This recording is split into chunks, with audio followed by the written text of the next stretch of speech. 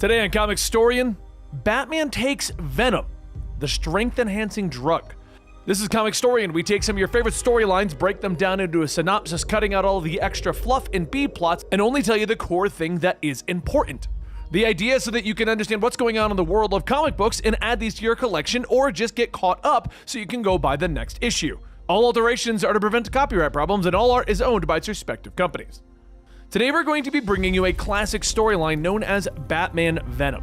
Before the creation of the supervillain Bane, Batman is the one who tested out the Venom drug and discovered where it comes from. This is that story right here on our full story series. The storm lashes on them as Batman steps out of the shadows, but the city worker tries to wave him away from the tunnel, explaining to him that the tunnel is flooding and about to come down. "A child's down there." Batman growls at him, but the worker stammers, averting his eyes from Batman's gaze. But Batman merely pushes past him, heading into the subterranean depths, a lantern in his hands. He pushes forward, his boots splashing in the gathering water, and eventually he hears the faintest whimper of a human voice. But the ceiling begins to cave in as he pushes forward, large boulders blocking his path. And after the rumbling stops, Batman steps closer to the cave-in. "Sissy Porter," he calls out, and the young girl calls back to him as the water begins to rise around her. "I'll have you out in a minute," Batman yells to her, beginning to pick up the large rocks and throw them away. He struggles as the rocks get bigger and bigger until only one remains, and he pushes his back into it, trying desperately to lift it out of the way as the water reaches Sissy's neck. He shifts his grip, trying to lift the rock from another angle, and Sissy tilts her head back, trying to breathe in as much air as she can. Batman panics, diving underwater, trying to get underneath the large stone, but it's slick and his gloves slide away, and he finally raises up out of the water, calling out to the girl. But his lantern illuminates her lifeless eyes that stare back at him from beneath the waters. It's later that Alfred looks up as Batman steps through the door to Wayne Manor, waving away his butler, sitting on the couch as he explains that he thought that he was so smart to have tracked the kidnapper's location, to learn where they had been keeping the girl. "But I wasn't strong enough," he says quietly, pulling his cowl off, cradling his head, telling Alfred, "I failed. Did you expect that you never would?" Alfred asks gently, and the faithful servant suggests that Bruce clean himself up and retire for the night. But Bruce refuses, pulling back on his cowl and explaining that he has to tell Sissy's father. At 4 in the morning, Batman finds himself outside of Randolph Porter's home. He slips inside and finds the men working at his lab. "I can't say how sorry I am," Batman tells him softly. But Porter doesn't seem all that upset. "Well, it's a shame. My daughter certainly had a short life, but I dare say that it was a happy one," he says with a slight smile. They talk for a brief moment before Batman brings up the kidnappers. "You said they didn't want any money. What were they after?" he asks, and Porter holds up a handful of pills, explaining that he works in designer drugs that are designed to make people stronger. "If you had them in the tunnel tonight, Sissy would be alive." Batman holds up one of the pills as Porter offers it to him, but he turns, tossing it away. "Not interested," he says, but he stops short, listening. "Is there anyone else in the house?" he asks quickly, and Porter tells him no, so Batman pulls him into the next room, warning him that someone is coming up the stairs. He whirls around as the shutter of the suppressed submachine gun sounds in the hallway, rounds chewing through the door. The thug rushes in, but Batman moves fast, ripping the weapon out of his grasp, and he lashes out, punching the goon hard enough to knock him away. Porter bursts into the room as Batman moves towards the window. "One of the kidnappers, call the cops. I'm going after his partner," he snaps, leaping through the window into a shower of broken glass. He jumps off the balcony into the getaway truck as it begins to rumble, but he lands wrong, his breath being forced out of his body. His fingers try to grip the sides, but they have no purchase, and they begin to slip in the rain. The driver knows that he's there and begins to swerve wildly, side-swiping a tree, the force of the collision knocking Batman away, and he falls into the mud. Later, as he returns home, still dripping wet from the battle, he ignores Alfred's jokes of being covered in mud. He heads into the cave beneath the manor. Alfred follows him, knowing that his young charge is torturing himself, and he finds Bruce in the cave, trying desperately to lift weights that weigh the same as the boulder that stopped him the night before, the ones that killed the girl. He suddenly cries out in pain, grabbing his shoulder, and Alfred leads him to the table where he examines the shoulder that is already starting to swell. Your deltoid muscle is beginning to swell. Torn, probably, he says, suggesting that Batman seek medical aid, but Bruce refuses, pulling on his civilian clothes and walking upstairs. Get the car, he orders, and they head back out, finding the tree that the truck hit. Bruce pulls paint chips from the trees and begins to track the attackers, following the paint chips to the local body shops, bribing an owner to let him see the records. And it all leads to one man. They stop outside that small apartment with Alfred still begging Bruce to rest, since he hasn't slept in 96 hours. But Bruce shakes his head as he pulls out his costume. I can get the scum who killed her. Can't rest until I do, he says, slipping up the fire escape, standing outside the window, overhearing the two goons talk about the attack. You're going to the police headquarters, both of you, he growls as he slips through the window, but the bigger goon stands up, readying for a fight. I can take him, he growls, rushing forward, taking a swing that Batman ducks, but he follows up with another attack that Batman blocks quickly. He cries out in pain as his wounded shoulder flares up, but he ducks under another attack, uppercutting the goon in the ribs. The other has recovered from his fear, and he swings a lamp at Batman, cracking him in the shoulder. Batman lays stunned, unable to avoid another blow from the big goon, and he hits the ground hard as the goon smiles, picking him back up. See? I told you he wasn't so tough, he sneers, holding Batman, allowing his friend to punch him a few times. Finally, the big goon holds Batman by the throat, whirling around so that he's in front of the window, punching him hard. Batman knows that he can't stop the blow, taking it, using the force to thrust himself out the window so that he falls down into the street, near where Alfred is waiting with the car. The goons laugh, talking about going down there to finish off Batman, but a voice calls out to them from the door to the apartment. No, let him go. His time is yet to come, he says to them, and Bruce finally wakes up the next day, sitting up in a bed with shock. Alfred standing nearby, telling Bruce that he had a doctor look in on him. I told him that you fell out of a hot air balloon onto a table of cheese blintzes, he says with a smile. Bruce thanks him, struggling out of bed, despite Alfred's warnings. Don't worry, I'm not blundering into trouble again. At least not tonight, Bruce tells him as he pulls on his costume. It's shortly after that he finds himself once more in the lab of Randolph Porter. Those pills that you mention, Bruce says quietly, and Porter smiles, handing Bruce one of the pills, promising that it will make going to the gym a thing of the past. He smiles as Bruce hesitates for a moment before swallowing one, and with that down, he hands him a bag. A month's supply. When these run out, let me know.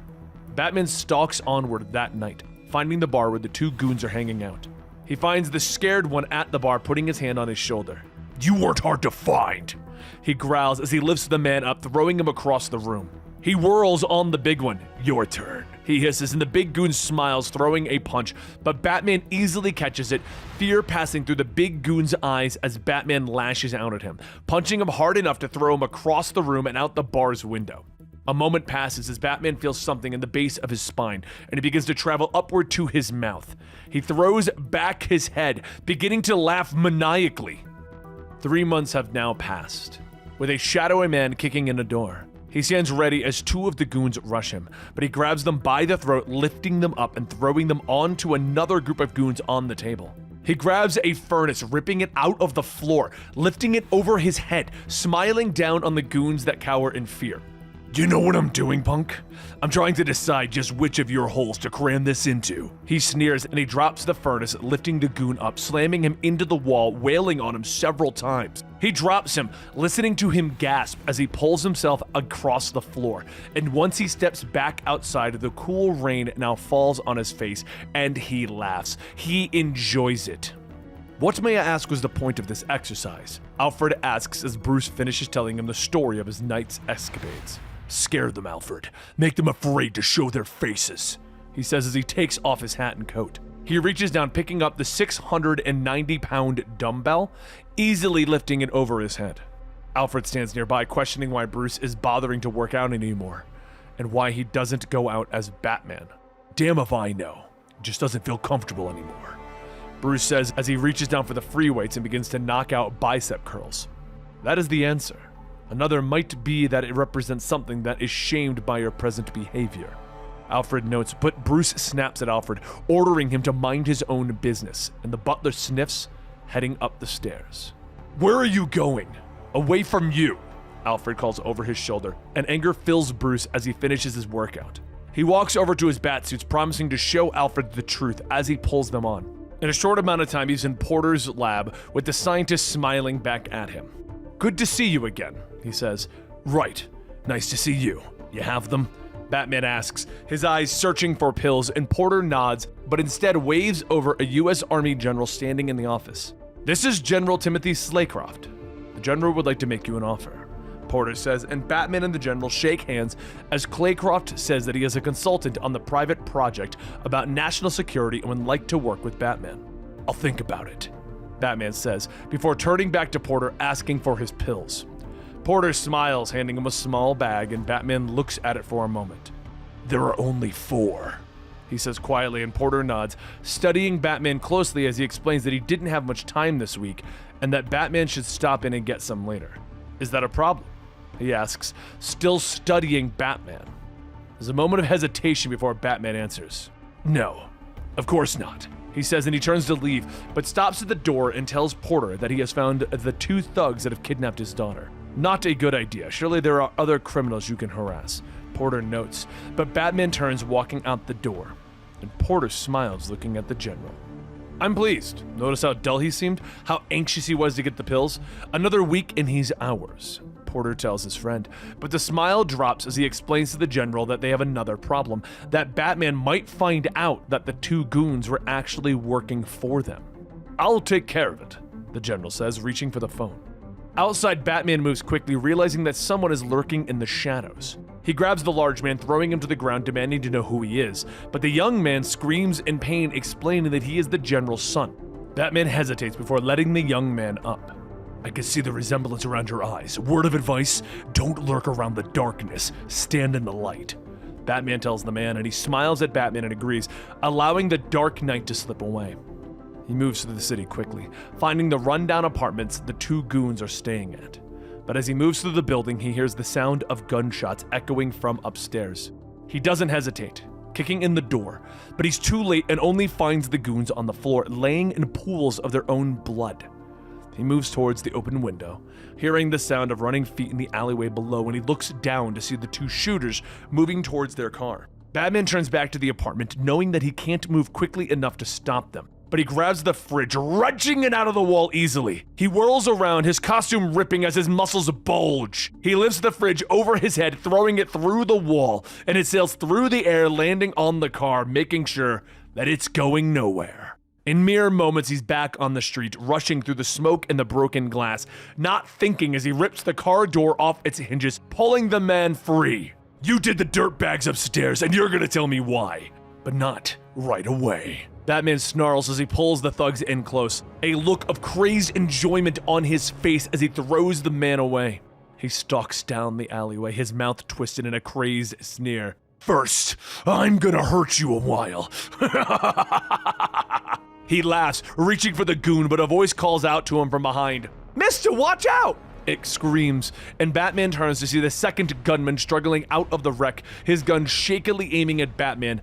The gunfire erupts, the man that Batman clutches spasms as the rounds hit his body. The gunman in the car is also hit as a spray of bullets fill him with lead. Batman turns to watch as a car speeds away, but his reaction is slow, and the car is gone before he even starts moving. Sirens sound in the distance, and Batman decides to leave, not wanting to answer the cops' questions. That night, at Porter's house, the general and the scientist are talking, discussing how it was necessary for the 2 goons to die. But the police might discover that the gunman served under the general in Vietnam. "My contacts downtown tell me the general won't quit and can't be bought. He'll trace their movements, and then one day, he'll arrive with warrants," the general notes, but Porter waves him away, believing that now they have Batman in their clutches and they can use him to their advantage. So the next night, Bruce calls to Alfred as he wakes up. "Where is he?" he growls, getting up, moving through the manor, finding himself in the cave, where Alfred has left a note. "Quit." Bruce reads it numbly, looking up at the ceiling where the bats dangle far ahead, momentarily sad that he has no one to talk to anymore. He heads over to his weights, putting on more weight and preparing to deadlift it. but he gasps and he struggles, unable to lift the heavy object. Can't lift it. Can't lift it, he gasps, reaching for his jacket where he keeps the pills from Porter. Only a lousy $6.90 and I can't even lift it, he hisses to himself, and as he pulls out the pill baggie, he discovers that it's empty, and anger fills him as he throws the jacket to the floor. Of all the lousy! Porter, his fault.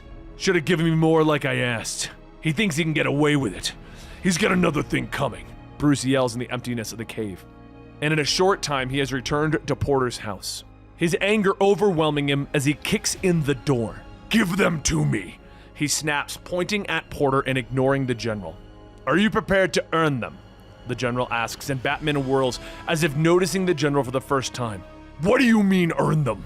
He asks, and the general explains that the pills are being developed so that he can put together a group of super soldiers that will be trained to clean up the streets of America, to get rid of the less desirables. But we've run into a problem, the general says as he holds out a photo, and Batman takes it, staring down at the picture of Jim Gordon. Kill him, the general says simply, and Porter continues to study Batman, looking for a reaction. Understand? He asks. Batman looks at the photo for a moment before looking up at them. No sweat. Batman turns away from Dr. Porter and the general, promising that he'll bring them Gordon's head with an apple stuck in his mouth. The general shakes his head. The apple won't be necessary. A simple execution will suffice, he tells Batman. But Porter smiles, commenting that the apple might be a nice touch. Now, can I have what I came for? Batman asks, holding out his hand for his pills. But Porter promises that once he returns from killing Gordon, he'll have Batman's pills. Batman simply nods, and he heads towards the door. I'll be back. A short while later, Batman is hiding in the shadows of a tree, watching as Gordon walks his dog down a lonely Gotham street. He leaps out of the shadows as Gordon is passing. I've come to kill you, he snarls as he lands, and a startled Gordon reaches for his gun, but Batman holds up his hand. I mean, I've been sent to kill you, and when I don't, they'll send somebody else, he says. He quickly fills Gordon in on the two men that sent him. His voice is shaky though, withdrawal beginning to set in. Gordon reaches out a hand, putting it on his shoulder. Are you all right?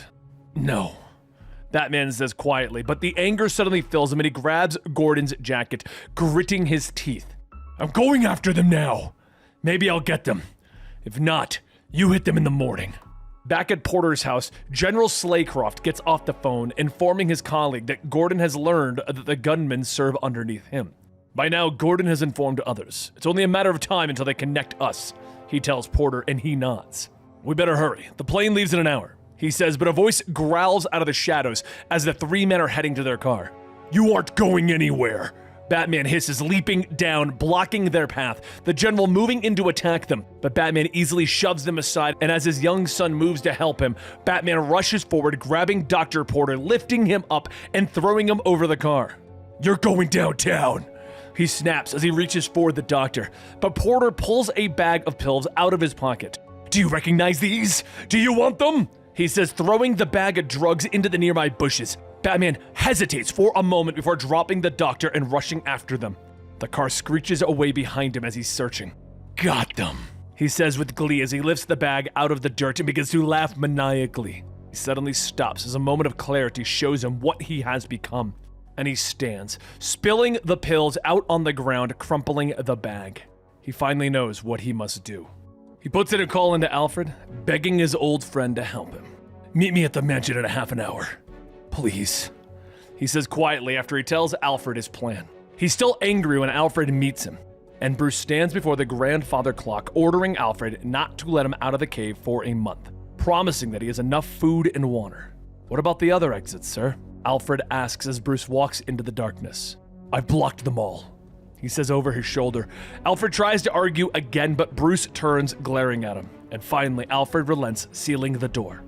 The plane is flying away from Gotham, with Slaycroft's son asking where they're going. What does it matter to you? Slaycroft asks with a sneer, no love for his son in his voice.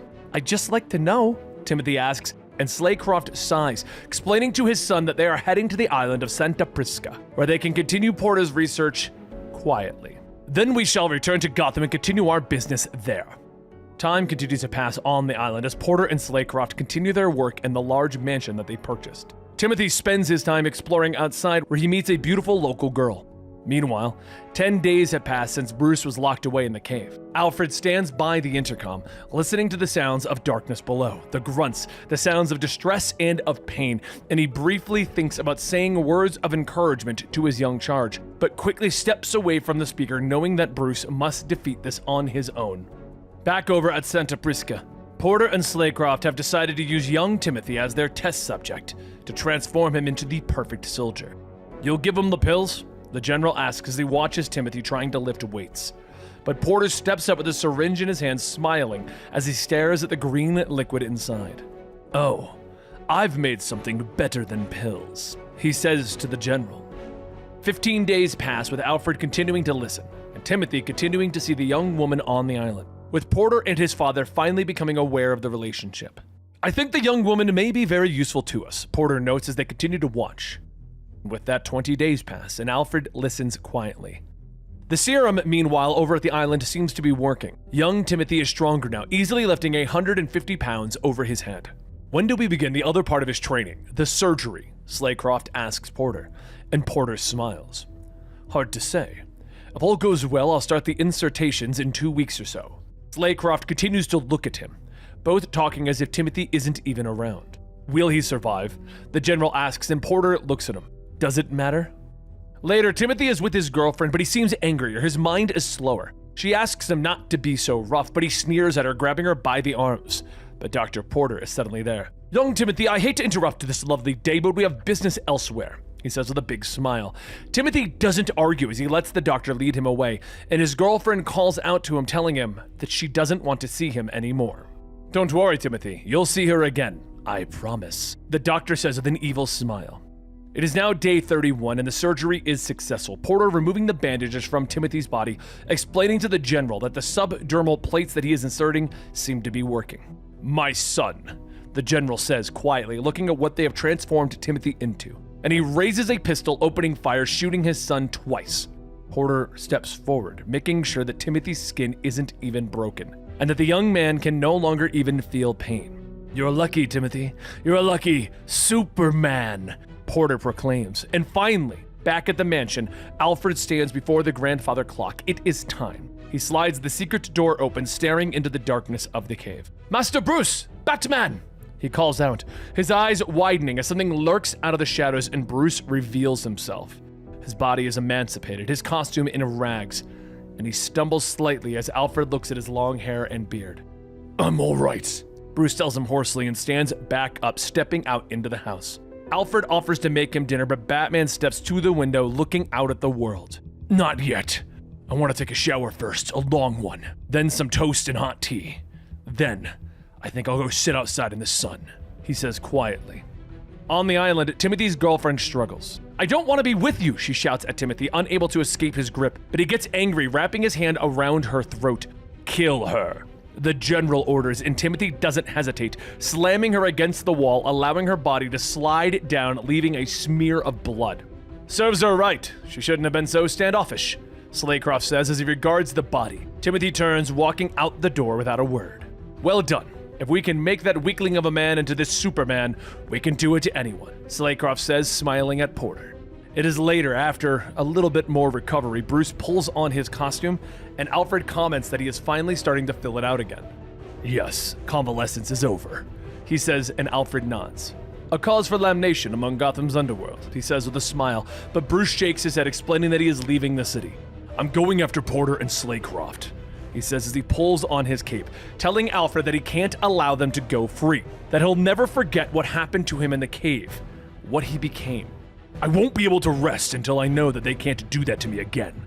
He reaches down, picking up his cowl, putting it on, becoming Batman once more. "Let's get to work."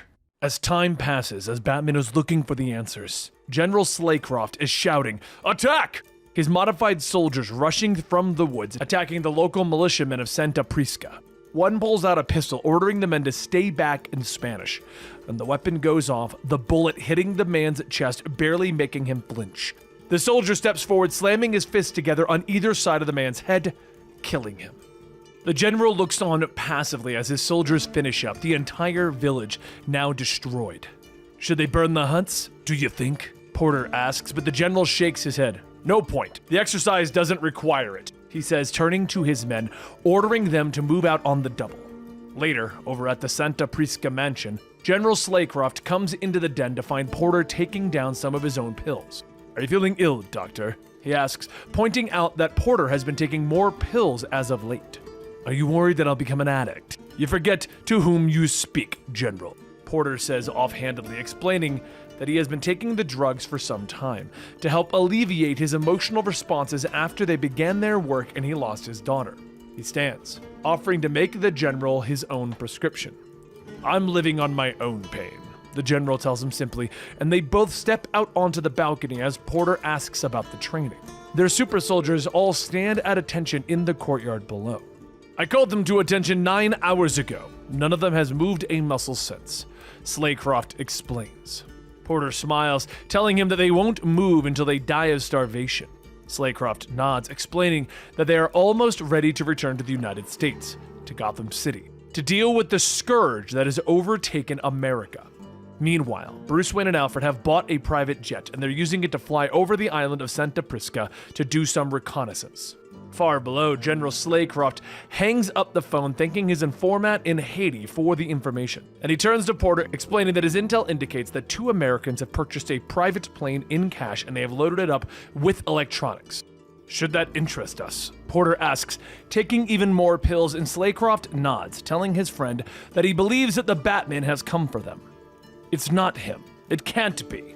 What I did to him with the drugs, he'd be in a rubber room somewhere drooling at this point. Porter explains to the general, but Slaycroft isn't convinced, pulling out a long weapons case. Maybe, but I don't take chances, he says, reaching in, pulling out a rocket launcher with a guidance system. Far overhead, Bruce is looking out of the plane window, taking pictures of the compound below, and his eyes widen as his telescopic lenses sees the general step out onto the balcony with a rocket launcher. He fires that rocket, allowing it to scream through the air. Acting quickly, Alfred and Bruce pull out their parachutes, leaping out into the sky, the explosion overhead pushing them apart, with Bruce beginning to steer towards the opposite end of the island, hoping to lead the general's men away from Alfred's descent. Bruce lands quickly, pulling off his civilian clothes, revealing his Batman costume, and he turns his head sharply to the sound of approaching voices reaching him through the jungle. In moments, he is in the trees, looking down at the militiamen as they approach, and as they reach the tree that he is hiding in, he leaps down, smashing into them silently, taking them out in a matter of minutes. With this done, he moves deeper into the jungle. I'm telling you, it couldn't be him!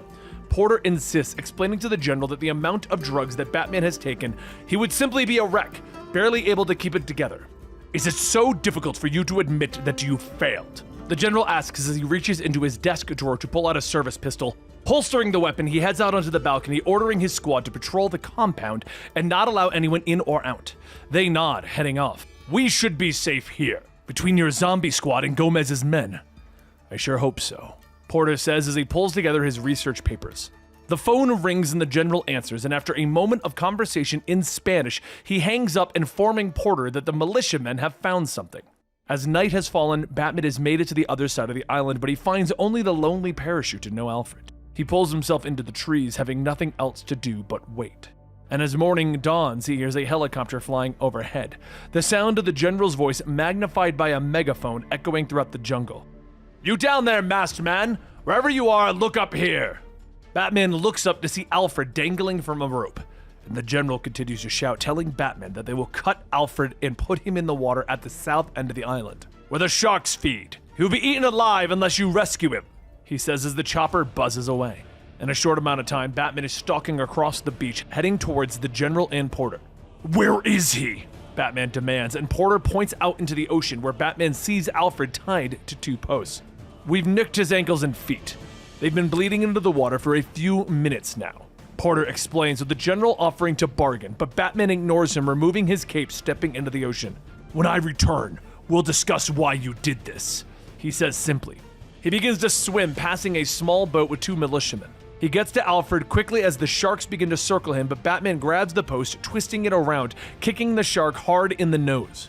Shark snouts are very sensitive, he tells Alfred as he begins to cut him free, explaining that the shark will return. As Alfred plunges into the water, the 2 look up to see the shark returning, and Batman begins to wrench out one of the posts, ordering Alfred to swim for the shore.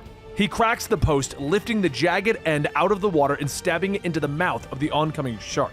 Creature falls, its sharp fin cutting across Batman's chest and drawing blood. But it quickly dies and Batman swims away, allowing the other gathering sharks to attack their former brother. He catches up to Alfred quickly, but another shark has broken away and is swimming at them fast. "We'll be able to outswim it. Head for the boat," Batman orders as they draw closer to the malicious men. He swims underneath it, using his strength to tip the boat and send the men into the ocean. "If you have any shark repellent, I suggest you use it," he calls to them as him and Alfred keep swimming. The screams of the militiamen pretty much tell Batman that they don't have that repellent. Batman finally reaches the shore, quickly ordering Alfred to swim back towards the rowboat and try to make contact with the fishermen near Haiti. Slaycroft, Porter, and Timothy wait for them, with Porter smiling, offering Batman a handful of drugs to help him with the exhaustion and the pain. Batman just punches him in the face, standing over his body. A massive hand then cracks him across the jaw, knocking him to his knees, and Timothy stands over Batman. "Private Slaycroft, attention to orders. Execute him." Batman looks up, still weak from the blow and his swim, his blood still leaking out of his own wounds. "Timothy Slaycroft, don't listen to him," Batman says, trying to convince the young man that he doesn't want to do this, that he doesn't have to listen to his father. Timothy isn't listening, taking massive swings at Batman with the Dark Knight barely dodging. Timothy whirls around, finally connecting a blow that knocks Batman to the ground, and he trips the big man's legs as he rushes forward, bringing Timothy to the ground and allowing Batman to get on his back. But Timothy throws Batman off. "What have you done to him?" Batman asks as he turns back to Porter and General Slaycroft. "Trained him and proved him," they say together, and Batman turns back, throwing another blow at Timothy's chest, but nothing happens, and Batman realizes that the young man has some sort of armor underneath his skin.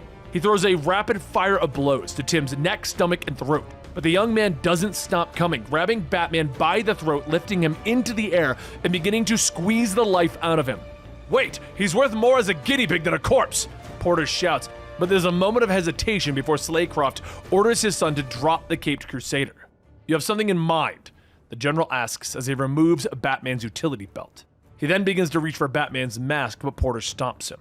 "I'd rather have him remove it. When he does, it will mean that we have him. It will mean that I have won," he says, and he asks the general to order the zombie squad to pick up Batman and turn back towards the house. Later, Batman is awake as Porter shows him the dungeon, explaining that the main door is the only way out and he can only open it by pulling on a certain chain that dangles from the ceiling. "Am I supposed to be impressed?" Batman asks, and Porter points up. "Notice the pipe near the ceiling. Soon water will begin to trickle through it. Within 24 hours, it will fill the entire chamber." He turns back to Batman, smiling, explaining that Batman will drown unless he can open the door by pulling the chain. "Did I also mention the door weighs 800 pounds? He asks and smiles as he walks to the table, putting down a bottle of the strength pills. "Of course you can't open it, can you? Unless you take these. Recognize them?" He tells Batman that if he takes them, he'll be able to open the door easily. "Pills alone won't do it. I'll need weights to build muscle, high-protein food, and some blankets, the cold to sap my strength," Batman explains shortly, and Porter nods and agrees, walking out of the room. "See you in 3 days, you or your corpse," he says of the wave.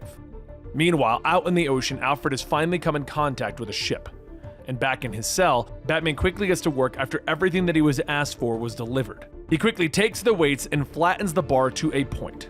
He turns, looking briefly at the pills on the table, knowing that they would make this task easier. But with his sharpened blade, he begins to scrape away at the mortar from the stones in the wall. He throws aside the bed that they gave him, taking it apart to create a platform and then tear up the blankets to make a rope. Meanwhile, Porter is relaxing. But General Slaycroft finds him, asking him to recreate the notes that he lost in Gotham, the ones that explain how to create the pills. "I don't need notes. I have it all up here," Porter says, tapping his forehead. So of course, later Porter is tied to a chair, and General Slaycroft stands over him with a knife. "I want your notes." But Porter shakes his head. "So you could steal the fruits of my labor?" Slaycroft leans in with the knife. "You will give me what I want." Back in his cell, Batman has created a platform that ties to the chain, and he begins to lift and put the stones onto the platform, slowly raising the steel door to the room, revealing his freedom. Back with Porter, he's crying, blood oozing from dozens of wounds. "No more, please, no more," he whispers as the general holds up a recording device. Back over in the cell, the stones aren't enough, so Batman jumps on the chain, pulling it down just enough to open up the door. The door slides open and he leaps across the room, diving underneath it just before it slams shut again. It's out there that he's greeted by two of Slaycroft's soldiers in the hallway, but he leaps over them quickly, making his way back into the night. In a short amount of time, he sits on a tree outside of General Slaycroft's window, watching as the General is finishing with Porter. "That's everything, General, I swear," the scientist chokes. And with that done, the General picks up his knife, promising Porter that he will test the formula that he was given. And if they're wrong, well, "You will die in agony," he hisses. But the window shatters behind him with Batman leaping into the room. The General tries to attack with his knife, but Batman sidesteps, knocking it away. He then breaks the General's hand as Slaycroft reaches for his pistol, but Batman kicks that away. "You're beaten!" he snaps, and the General turns to Timothy, who seems to be sleeping in the corner. "Attention to orders!" the General begins to shout. But Porter yells for Batman not to let the General say the command phrase. Batman doesn't hesitate, punching the General in the face. He frees the scientist, ordering him to stay put until he clears the mansion. But Porter is already moving, hitting the button on the recorder, making it so that Timothy hears his father's voice. On the recorder, the General had said, "Kill me." And Timothy's eyes open wide and he moves towards the downed General Slaycroft. Batman tries to stop him, but Timothy knocks him away, lifting his father into the air, snapping his neck. With the General dead, the soldiers all seem to snap out of their hypnosis. Timothy cradles his father, tears falling down his eyes. Batman is focused on the young man, not seeing Porter popping his strength pills in the corner. With this done, Batman leaves Porter outside, taking him to a helicopter to return him to Haiti. But it doesn't take them long to return to Gotham City, where the Doctor is jailed for his crimes. Later, Batman stands in Lieutenant Gordon's office. Incredibly strong for a frail-looking man, he actually bent one of the cell bars, but it wasn't strong enough to escape. He explains as Batman stares out the window. Gordon continues to read the file, explaining to Batman that Porter went into withdrawal shortly afterwards and died in prison. "Another victory for you. You should be happy," Gordon says as he looks up, but Batman stares out the window, just remembering the young girl that he wasn't strong enough to save that started all of this. And that's the entire story of Batman Venom. I hope you guys enjoyed it.